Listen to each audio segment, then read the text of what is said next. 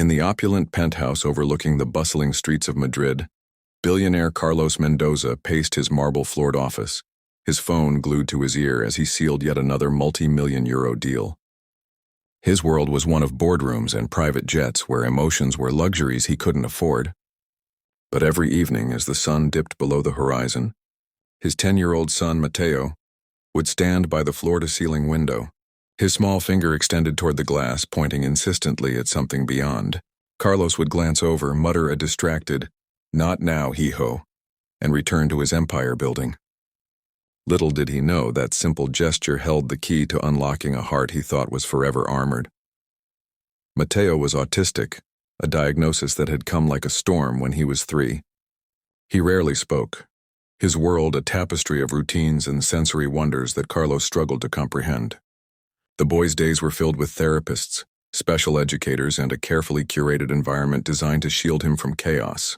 Yet the pointing persisted, a silent ritual that began precisely at dusk. Carlos had consulted experts. Some called it a stim, a self-soothing behavior. Others suggested it was fixation on the city lights. He dismissed it as one of Mateo's quirks, too consumed by his own ambitions to delve deeper.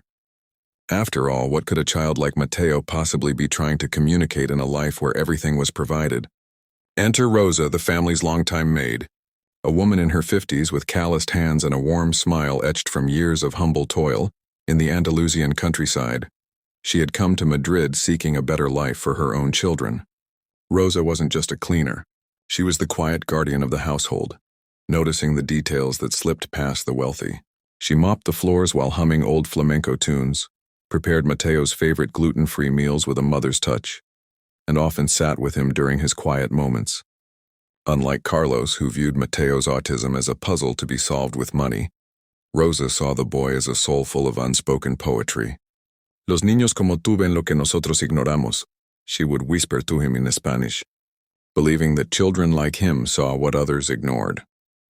One crisp autumn evening, as Carlos hosted a lavish dinner party for investors, Mateo began his ritual earlier than usual. His finger trembled slightly as he pointed, his eyes wide with an intensity that Rosa couldn't ignore. The guests chattered about stock markets and yacht purchases, but Rosa slipped away from serving canapés to kneel beside the boy. "¿Qué ves, mi amor?" she asked softly, following his gaze out the window. Below, the city pulsed with life. Street vendors packing up their wares, couples strolling arm in arm, and in the shadow of a nearby park, a small family huddled on a bench. A mother with 2 young children, their clothes threadbare, shared a meager loaf of bread. The scene was commonplace in a city of contrasts where fortune favored the few. At first, Rosa thought nothing of it, but as days turned to weeks, she observed a pattern. Mateo's pointing aligned perfectly with the family's appearance in the park each evening. He would fidget if they were late, calm only when they came into view. Intrigued, she began to watch them too. The mother, Elena, worked odd jobs, cleaning offices by day, begging by night. Her children, a girl of about 8 and a boy Mateo's age, played with makeshift toys from discarded cardboard. Rosa's heart ached. It reminded her of her own struggles before landing this job. One day, during her lunch break, she ventured down to the park, introducing herself with a basket of leftovers from the Mendoza kitchen. Elena's eyes filled with tears as she accepted, sharing her story. A widow left destitute after her husband's accident, fighting to keep her children out of the system. Back in the penthouse, Rosa pieced it together. Mateo's room faced the park directly, and from his vantage he could see the family's nightly routine. But why point? It wasn't just observation, it was empathy. Mateo, who struggled with social cues, had somehow connected with the boy's silent play, perhaps recognizing a kindred spirit in his isolation. Rosa tested her theory one evening when the family didn't appear due to rain. Mateo grew agitated, pacing and pointing more fervently. She gently took his hand, guiding him to draw on his tablet. With patience, he sketched a crude image, a window, a bench, and stick figures sharing food. "¿Quieres ayudarlos?" Rosa asked, her voice trembling. Mateo nodded vigorously, his first clear affirmation in months. The realization hit Rosa like a wave. This wasn't a quirk. It was a call to action from a boy whose world was inward but whose heart reached out. She knew she had to tell Carlos, but how? The billionaire was a man of logic, not sentiment. That night, after the household slept, Rosa sat in the kitchen drafting a note in her simple Spanish. But fate intervened the next morning. Carlos, unusually early for breakfast, found Rosa consoling a tearful Mateo by the window. The boy was pointing again, but this time with urgency, as if pleading. "What's wrong with him now?" Carlos sighed, rubbing his temples. Rosa straightened, her eyes meeting his with quiet resolve. "Señor no está equivocado. Mateo no señala la ventana por nada. Señala a una familia allá abajo, en el parque. Una madre y sus hijos luchando cada día. Él los ve y creo que quiere que hagamos algo." Carlos laughed dismissively at first. "Ridículo. He's just fixating."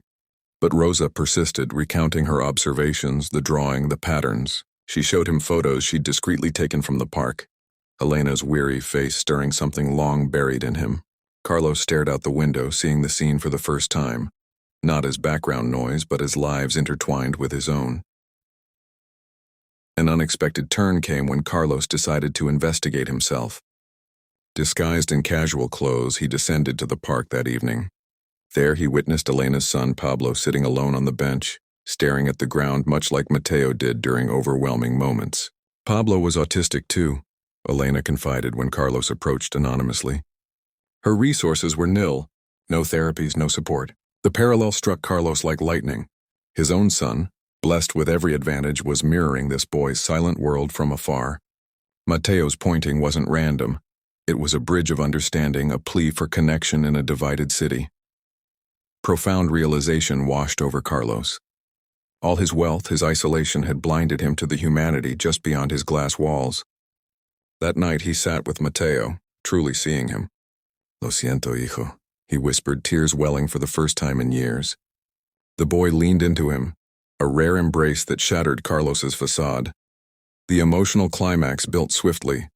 Carlos summoned Rosa, thanking her for her insight. Together, they planned an act of compassion that would transform lives. He anonymously funded a small apartment for Elena's family, enrolled Pablo in the same specialized program as Mateo, and established a foundation for autistic children from low-income families across Spain. But the true generosity came personally. Carlos invited Elena and her children to the penthouse for dinner. As the families met, Mateo and Pablo connected wordlessly, sharing toys by the window. Elena wept with gratitude, Rosa beamed like a proud abuela, and Carlos felt a warmth money couldn't buy. In the weeks that followed, the penthouse changed. Carlos cut back on deals, spending evenings with Mateo, learning his world. Rosa was promoted to family coordinator, her wisdom valued. The story spread quietly in Madrid's circles, inspiring others to look beyond their windows. Mateo's pointing ceased, replaced by shared glances with his father toward the park, now a symbol of hope. In the end, it wasn't wealth that bridged the gap, but a child's silent gesture, a maid's keen eye, and a billionaire's humbled heart. Kindness, after all, is the true fortune, reminding us that in a world of divides, selflessness can unite us all, and in that unity lies the power to inspire change, one compassionate act at a time.